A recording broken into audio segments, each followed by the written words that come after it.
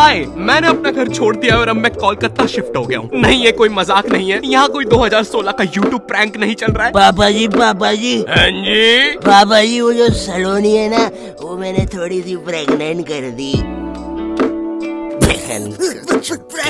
पापा जी प्रैंक है। मैंने अपनी लाइफ में कभी सोचा भी नहीं था कि मैं कोलकाता आऊंगा। भाई, मुझे कोलकाता के बारे में बस रविन्द्रनाथ टैगोर जी के बारे में पता था। कितने महान आर्टिस्ट थे यार वो। उनके जमाने में भी लोग ऐसे तुच्छ से कमेंट करते थे क्या? रविन्द्रनाथ टैगोर जी, आपकी रीसेंट कविता में तो मजा ही नहीं है। मेरे को लगता पहले ही आप बढ़िया कर रहे थे, अब तो पता नहीं क्या है। सही सही बोलूं तो वी वांट ओल्ड RNTG में। बाकी आई एम अनसब्सक्राइबिंग फॉर नाउ। यही चीज होती है जब मैं भी कुछ नया ट्राई करने जाता हूँ। कुछ लोग आ जाते हैं, we want old not your type back, old not your type तो ना। अरे ऐसे तो फिर मैं कुछ नया ट्राई कर ही नहीं पाऊंगा, इसलिए ये बंद करो। और आज से we want new not type के कमेंट्स आने चाहिए। और सिर्फ मुझे नहीं, बाकी यूट्यूबर्स को भी यही कमेंट आने चाहिए। उन्हें भी न्यू नॉट टाइप बनने पे मजबूर कर दो। मुझे तुम्हारी पावर जाननी है कि तुम कितनी फालतू चीज वायरल कर सकते हो। खैर, बैक टू कोलकाता। भाई, कोलकाता में मेरे लिए दोस्त बनाना बहुत मुश्किल हो रहा है। यहाँ सबसे बड़ी प्रॉब्लम लैंग्वेज की है, क्योंकि यहाँ मेजोरिटी लोग बंगाली के अलावा कुछ बोलते ही नहीं है। अरे अभी तो बुढ़ फाड़ी ना की। क्या बात हो रही है? और अगर तुमने इनके सामने हिंदी में बात कर ली, हाँ, क्या बात हो रही है? तो ये तुम्हें ऐसी नजरों से देखेंगे जैसे तुमने क्या ही बोल दिया हो। ऐसे गूंजते हैं तुम्हारे हिंदी के वो नापाक शब्द। क्या बात हो रही है? अरे ऐसे तो मैंने बोला भी नहीं था। और पहले ये लोग नॉर्मल सर्कल में बात कर रहे थे। जैसे मैंने मुंह खोला तो फुटबॉल टीम जैसा डिस्कशन होने लग गया। अरे इतना बाहर का कौन फील करवाता है यार। ये लोग मेरे सामने झुक के मेरी कैसे मार रहे हैं। और एक तो कोलकाता में लैंग्वेज के कारण मेरे इतने पैसे उड़ रहे हैं। भाई, मुझे कोई भी आके स्कैम कर लेता है। मुझे 20 रुपए की चीज 200 में बेची जा रही है। फॉरेनर जैसा स्कैम हो रहा हूँ मैं यहाँ पर। बंगाली सीखना छोड़ो, यहाँ फॉरेनर जैसा स्कैम होते होते मेरी हिंदी भी खत्म होते जा रही है। मैं दुकानों पे अब सामान ऐसे मांगता हूँ। नमस्ते भैया, ये कितने का बेच रहे? थोड़ा ठीक ठीक स्कैम करिएगा। हमेशा आपके यहाँ से ही स्कैम होते हैं। वैसे भैया, आपने उस फॉरेनर को क्यों स्कैम नहीं किए? अरे क्योंकि वो फॉरेनर नहीं, बिहारी है, वो हमें स्कैम करते हैं। और एक तो मैं जब से कोलकाता आया हूँ, मुझे पता नहीं क्यों मेरे मध्य प्रदेश के दोस्त कॉल करके अजीब अजीब सी चीजें बताते रहते हैं। ओ भाई, तेरे को पता है अपने सन्नी की बहन विकास के साथ भाग गई? हाँ क्या? अरे लेकिन अपने सन्नी ने दोनों को ढूंढ के पलटा दिया रातों रात। जेल में अभी सन्नी। बात कर, एक सेकंड। जेल? कोलकाता है मजे, नहीं तो हमको देखो ये जेल में मिक्सचर नमकीन खा रहे रोटी के साथ। ले रही है मिक्सचर भी एक्सपायरी करनी है, इतनी खाना इज्जत ही नहीं भाई की। और तू देखना रे बाबा, कोलकाता में बालों से जादू हो जाते, नहीं तो अपने चाचा जी लंगड़े हो गए थे। लेकिन अपने चाचा जी की तो बाल ही नहीं थे। अरे तो झाट उखाड़ लियो कि मेरे को क्या पता रे, भूख लग रही इधर की जगह। ला रे वो करनी है एक्सपायरी मिक्सचर, खा पी के खत्म करूँ। और भाई, कोलकाता का मौसम, यहाँ इतनी सी बारिश होती नहीं है, पूरा कोलकाता डूब जाता है। और फिर उस डूबे हुए कोलकाता में करंट भी फैल जाता है। न्यूज में आ रहा है पानी में करंट फैल जाने के कारण हुई 25 मौतें। मुझे लगा 25 लोग मर गए। फिर मैंने नाव से जाके देखा तो पता चला मरा एक ही बंदा था। वो बस बार बार पानी में झटका खा के जिंदा हो जा रहा था। तो टेक्निकली वो एक ही बंदे की 25 मौतें हुई है। और भाई, कोलकाता में एक तो इतनी पतली पतली गलियां हैं। यहाँ मैं लड़ाई जीतने के बाद भी पतली गली से निकल के आता हूँ। एक तो जो मुझसे हारा है वो साला मेन रोड पे रहता है, तो अब वो वहाँ चौड़ा हो रहा है। बहुत मारा साले ने, लेकिन पतली गली से गया है। इतनी पतली पतली गलियां, एक से ज्यादा आदमी होने पर स्पाइडरमैन बनना पड़ता है। सुबह सुबह आंटियां दोनों टांगों से चिपक के सब्जियां ले रही होती है। भैया जरा ठीक ठीक लगाओ ना। अरे भाभी पहले नीचे तो उतरो।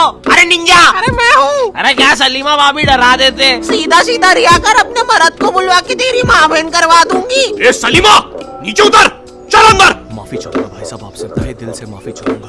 प्लीज हो सके तो हमें माफ कर दीजिएगा। और इतनी पतली गली होने के बाद भी आखिरी में कोई ऑल्टो फंसा के चला जाता है। कैसे? किसी को नहीं पता।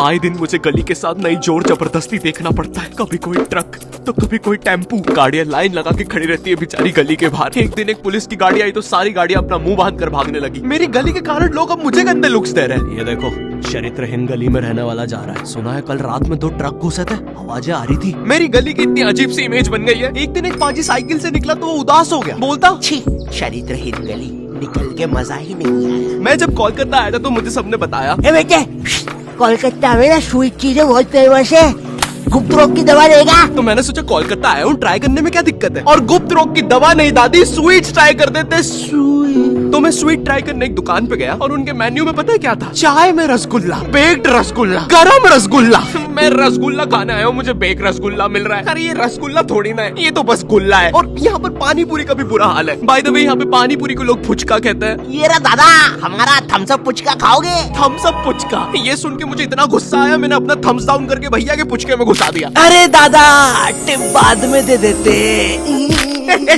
कोलकाता आने से पहले मैं काफी ज्यादा एक्साइटेड था कि यहाँ तो मस्त घूमूंगा, टूरिस्ट वाले एक्सपीरियंस लूंगा। लेकिन यहाँ जो मेरे साथ किस्से हो रहे हैं वो मैंने लाइफ में कभी इमेजिन ही नहीं किए थे। एक बार मैं लोकल ट्रेन से जा रहा था, मुझे बस नेक्स्ट स्टेशन ही उतरना था, तो मैं ट्रेन में चढ़ गया। अच्छा सॉरी, चढ़ा दिया गया। क्योंकि भाई यहाँ की लोकल ट्रेन की भीड़ में जितना एक्सप्लेन करूँ उतना कम है। एक बार एक बंदा भीड़ से बचने के लिए ट्रेन के नीचे कूद गया। हाँ, उसे वहाँ कम चोटें आई। इतनी भसड़ होती है, तुम्हें चूज करना पड़ता है कि आज किस अंकल के अंडर आर्म सूंघते हुए जाना है। मुझे ढूंढना पड़ता है कि आज किस अंकल ने सबसे कम मेहनत करी, और जिस दिन कोई बेरोजगार मिल जाए। मैं जॉबलेस हूँ, मुझे कोई पसंद नहीं करता। अरे नहीं नहीं भाई, आई लव यू। जरा उस मेहनती बुड्ढे को देखो, साला दिन रात मेहनत करके अपनी फैमिली को पाल रहा है। हट बुड्ढे, नीच। और इतने भसड़ और पसीने के बीच में भी ट्रेन में एक केटीएम कपल होता है जिसे रोमांस सूझ रहा है। वो बंदा ऐसे खड़ा हुआ है गेट के पास अपनी बंदी को लेके कि कोई पास ना आ जाए। बगल वाले अंकलों को बस उतना पार्ट छोड़ के सब चिपका हुआ है बंदी से। इसे लगता है ये ऐसे करके 80 लोगों की भीड़ रोक लेगा। किस कर ले, कर लो, पक्का कर ले, कर लो, बहुत जम से कर देंगे। अबे देख क्या रहा है? सॉरी भाई, भीड़ में सेटिंग ही ऐसी हो रखी है, रुको। एक तो स्टेशन पे तुम्हें इतने भिन्न भिन्न प्रकार के लोग मिलते हैं। कुछ अंकल इतने स्किलफुल होते हैं, वो ट्रेन रुकने से पहले ही चढ़ जाते हैं, सटाक से गायब हो जाएंगे तुम्हारे साइड से। वो ट्रेन तो रुकने भी नहीं वाली थी, उसमें कैसे चढ़ गया ये? 8:05 पे आने वाली ट्रेन में 8:03 पे अंदर बैठे मिलते हैं। इनका और इतना ज्यादा, स्टेशन वाले ट्रेन अनाउंसमेंट रोक के इनका थीम सॉन्ग चला देते हैं। भीड़ है, डंग डंग डंग डंग डंग डंग डंग डंग डंग डंग। कभी ट्रेनों के बीच से निकल जाएंगे, कभी चलती ट्रेन से उतर के ट्रेन को ही हरा देंगे। आधे लोग तो ट्रेन में चढ़ते भी इसे देखने के लिए कि ये साला इतनी जल्दी जा किधर रहा है, कहीं उधर अच्छे दिन तो नहीं आ गए। पर फिर वो उन्हें भी चकमा देकर दूसरी ट्रेन में कूद जाता है। बेचारे दो क्यूरियस बंदे उसके पीछे जाने के चक्कर में ट्रेन में आ जाते हैं, और जो लोग उसके पीछे पहुंच भी जाते हैं उन्हें वो स्टेशन और जगह नहीं पता चलती, क्योंकि अभी भी अनाउंसमेंट में अंकल का थीम सॉन्ग चल रहा है, डंग डंग डंग डंग डंग। लेकिन मैं कुछ भी बोलूं, कोलकाता जितनी कलरफुल सिटी, जितना कल्चर यहाँ पर है उतना इंडिया में कहीं पर भी नहीं है। और यहाँ का सबसे बड़ा फेस्टिवल दुर्गा पूजा, भाई ये जितना ब्यूटीफुल होता है उतना केओटिक भी। इसकी स्टार्टिंग में लोग तुम्हारे घर पे चंदा मांगने आते हैं। ये रहा दादा, 10,000 टोको, और नहीं दो तो ईश्वर के लिए ऐसा करोगे? एक तो ये चंदे वालों का ब्लैकमेल हर जगह सेम ही होता है। मैं जब मध्य प्रदेश में रहता था तब भी वहाँ पे रावण बनाने के लिए ऐसे ही करते थे। नहीं दोगे 51 रुपए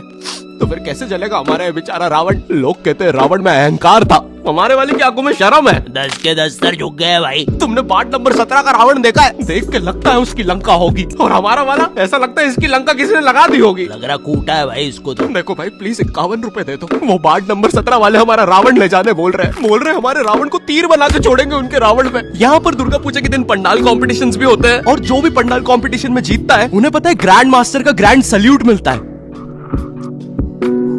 झूम झूम कर धूम मचा संग झूमे सारा इंडिया। एक्चुअली नहीं, ये सच नहीं है, मुझे नहीं पता उन्हें क्या मिलता है। लेकिन भाई यहाँ पर इतनी अलग अलग थीम के पंडाल्स बनते हैं। Futuristic theme, Jurassic theme, Doraemon theme. कुछ लोगों का पंडाल टाइम से नहीं बना तो टूटी हुई पंडाल थीम। अरे बाप रे। और भाई इतनी लंबी लंबी लाइनें लगती हैं इन पंडाल्स को देखने के लिए। मेरे घर के बगल में है पंडाल, मैं 5 किलोमीटर दूर टैक्सी लेके जा रहा हूँ, पीछे लाइन में लगना है। कब से खड़ा हो यार, लगता है अब तो माता जी के दर्शन स्वर्ग में ही होंगे। और गुस्सा तो मुझे उन लोगों पे आती है जो लाइन में आगे अपने भाई बंधुओं को लगा रहे होते हैं। अरे रमेश आजा आजा, भैया थोड़ा पीछे होना, पीछे होना। अरे मेरे कॉलेज फ्रेंड्स, भैया थोड़ा पीछे होना, पीछे होना। अरे मेरा पूरा खानदान, भैया थोड़ा पीछे होना, पीछे होना। अरे इसके पीछे के सारे लोग, भैया थोड़ा पीछे होना।